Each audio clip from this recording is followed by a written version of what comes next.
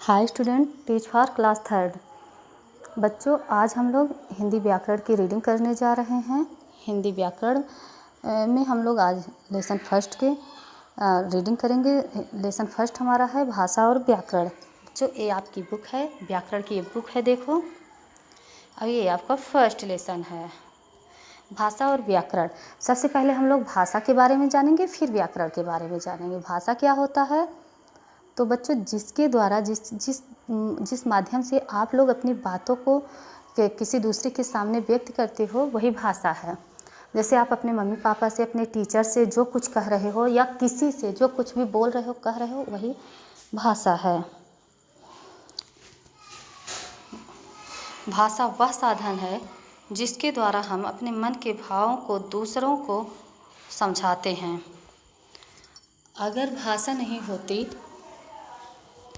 तो न हम अपने संबंधियों को न अपने जन्मदिन पर बुला पाते, और न ही हम अपने माता पिता को सामान खरीद कर देने की बात कह पाते। भाषा के रूप, भाषा के रूप देखो, आपको भाषा का प्रयोग करते समय कुछ रूपों या साधनों की आवश्यकता होती है। इन्हें ही भाषा का रूप या साधन कहते हैं। भाषा के 3 रूप होते हैं। पहला है बोलना, दूसरा लिखना, तीसरा संकेत करना। बोलना, लिखना और संकेत द्वारा। बोलने को ही मौखिक भाषा कहा जाता है। और दूसरा जो है लिखित भाषा, लिखना। तो मौखिक भाषा क्या होता है? जो हम बोलते हैं उसी को मौखिक कहते हैं। जैसे किसी से बातचीत करना, कहानी सुनना, ये सब मौखिक भाषा में आता है। देखो, हमारे मुख से बोलने पर ध्वनि उत्पन्न होती है। बोलकर हम परस्पर भाषा का आदान प्रदान करते हैं। वास्तव में ध्वनि या बोलना ही भाषा का मुख्य साधन है। ध्वनि या बोलने से मौखिक भाषा का निर्माण होता है। नंबर 2, लिखना। उसको लिखित भाषा कहते हैं। लिखना भी भाषा का एक रूप है। हम अपने पास बैठे या दूरस्थ व्यक्ति को लिखने से लिखित भाषा का निर्माण होता है। जैसे हम समाचार पत्र मतलब अखबार वगैरह पढ़ते हैं, तो दूर विदेश में क्या हो रहा है, सारी जानकारी हमको मिल जाती है।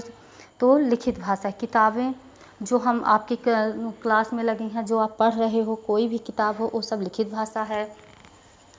अब देखो बच्चों, तीसरा नंबर संकेत बात, मतलब उसी को सांकेतिक भाषा कहते हैं।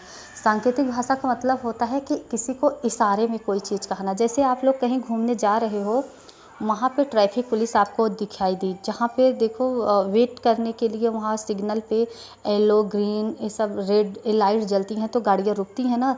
तो वहाँ पे देखो, वहाँ पे जो पुलिस होते हैं वो हर गाड़ी को बोल कर नहीं रोकते ना बच्चों। आप लोग देखे होंगे, वहाँ पे क्या होता है, वहाँ पे एक सिग्नल दिया जाता है, कि इशारा किया जाता है। जैसे रेड लाइट जली तो गाड़ियाँ रुक जाती हैं, अगर ग्रीन लाइट जली तो गाड़ियाँ चल देती हैं। तो क्या हुआ, इस संकेतों के द्वारा उनको रोका जाता है और छोड़ा जाता है, मतलब जाने के लिए कहा जाता है।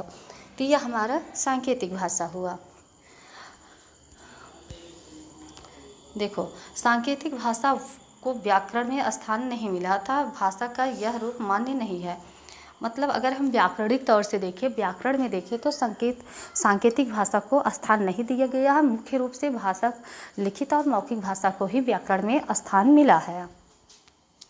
देखो, हमारे देश में अनेक भाषाएं बोली और समझी जाती हैं, जैसे हिंदी, संस्कृत, अंग्रेजी, उर्दू, पंजाबी, गुजराती, तमिल आदि। हिंदी हमारी राजभाषा है। लिपि क्या है? भाषा के लिखने के तरीके अथवा विधि को लिपि कहते हैं।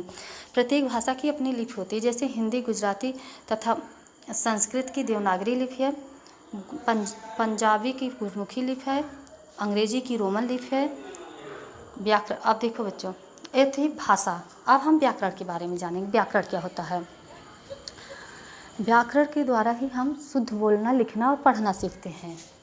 देखो, व्याकरण वह साधन है जो हमें भाषा को शुद्ध रूप से बोलने, पढ़ने तथा लिखने के नियमों को सिखाता है। प्रत्येक भाषा का अपना व्याकरण होता है।